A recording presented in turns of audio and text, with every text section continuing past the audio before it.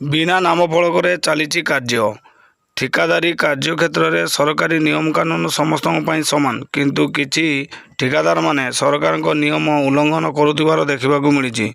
ସେମାନଙ୍କୁ ଏଭଳି କାର୍ଯ୍ୟ କରାଇବାରେ କିଛି ସରକାରୀ ବାବୁମାନେ ମଧ୍ୟ ସାହାଯ୍ୟ କରିଥାନ୍ତି। ହଁ ଦର୍ଶକ ବନ୍ଧୁ, ଏଭଳି ଏକ ଦୁର୍ନୀତି କାର୍ଯ୍ୟ ଚାଲିଛି ଠାକୁରମୁଣ୍ଡା ବ୍ଲକ ଅନ୍ତର୍ଗତ ତାଳପଦା ରାଜସ୍ୱ ନିରୀକ୍ଷକଙ୍କ କାର୍ଯ୍ୟାଳୟ ନିକଟ ସରକାରୀ ଜମିରେ ତିଆରି ହୋଇଛି ଏକ ସରକାରୀ ବିଭାଗୀୟ ଗୃହ। ସେଠି ବିନା ନାମ ଫଳକରେ ଚାଲିଛି କାର୍ଯ୍ୟ। ଠିକ୍ ପରିମାଣରେ ପାଣି ଦିଆଯାଉନାହିଁ। ବାଲି ବଦଳରେ ମାଟି ପୋତା ଯାଇଛି। ଠିକ୍ ମାତ୍ରାରେ ବାଲି ପୋତା ଯାଇନାହିଁ, ଇତ୍ୟାଦି ଇତ୍ୟାଦି। ଏଠି କଥା ଉଠୁଛି, ବିଭାଗୀୟ କାର୍ଯ୍ୟ ନିର୍ବାହୀ ଯନ୍ତ୍ରୀ ଠିକ୍ ଭାବରେ ତଦାରଖ କରୁଛନ୍ତି ନା ନାହିଁ। ଯଦି ତଦାରଖ କରୁଛନ୍ତି, ତାହେଲେ ଏଠି ଏତେ ଭୁଲ କାମ କେମିତି ହେଉଛି? ନା ଠିକାଦାରଙ୍କ ସହ ମିଲିଭଗତ ହୋଇଯାଇଛନ୍ତି?